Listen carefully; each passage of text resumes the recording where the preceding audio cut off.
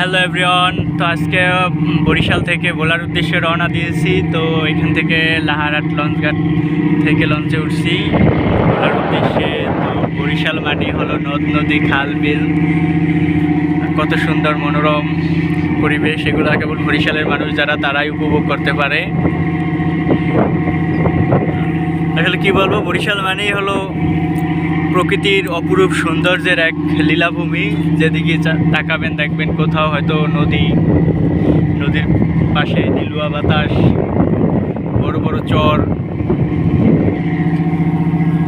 জেলেদের মাছ ধরার দৃশ্য, সব কিছু মিলে বরিশাল মানে আলাদা কিছু একটা, মানে যেটা অন্য কোথাও পাওয়া যায় না। বিশেষ করে সারা বছর তো গাজীপুরে থাকা হয়, গাজীপুরে কোথাও একটা বড় একটা পুকুর পর্যন্ত খুঁজে পাওয়া যায় না। আর কি বলে, বরিশালে আসলেই আপনি দেখতে পারবেন যত্রতত্র নদ নদী খাল বিল এবং এরকম মনোরম পরিবেশ।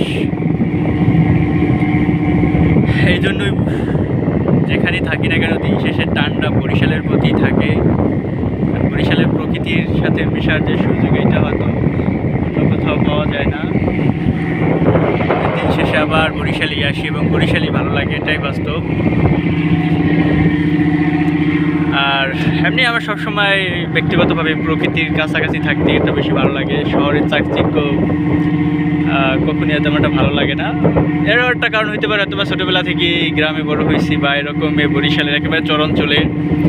যেমন এই যে আমাদের বাড়ি দেখা যাইতেছে, এই আমাদের এলাকার সর্বশেষ পজিশন এতটুকু আছে আমাদের গ্রামের, আর বাকি কিছুই না। আমাদের বাড়িও গত 2 বছর আগে ভেঙে গেছে, এখানে ছিল।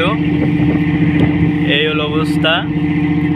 আর এই ছিল আমাদের বাড়ি, আর আমি লেখাপড়া করতাম পুরো এই নদী পার হয়ে গিয়ে একেবারে এই পারে। এই যে আমাদের স্কুলের এখানে সর্বশেষে একটা ভবন বাকি আছে, আর কিছুই অবশিষ্ট নাই। স্কুলও ভেঙে গেছে নদীতে অলরেডি। তো যদিও গ্রামে এখন আর আসা হয় না, এদিকে বাড়ি ভাঙার পর থেকে আমরা মানে বরিশালে সেটেল, বরিশালেই থাকা হয়।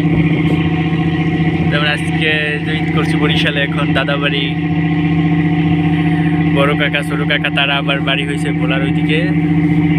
তো ওইদিকে যাইতেছি আজকে। আর বরিশাল ভালো লাগে। বরিশালে নদীর পাড়ে অনেক সুন্দর করে বাঁধানো, প্রতিদিন এই জায়গায় ঘুরতে যাই, সুন্দর একটা পরিবেশ আছে। আর এইদিকে তো কথাই নেই, যেহেতু বড়ই হয়েছে এই অঞ্চলে, নদ নদী খাল বিল, যেটার নাম কি, এটা বরিশালের প্রত্যেকটা মানুষ চেনে, হয়তো অন্য জেলায় অনেকে এগুলো চেনে না। এটার নাম হলো একটা বয়া। এটার উপরে লাইট থাকে রাত্রবেলা, তো ওই লাইট জ্বলে, ওটা দেখি রাত্রে লঞ্চ ট্রলার কিংবা যে জেলেদের নৌকা, এরা দিক নির্দেশনা নেয় এখান থেকে। সো সব মিলে বরিশাল তো বরিশালের কোনো তুলনা হয় না।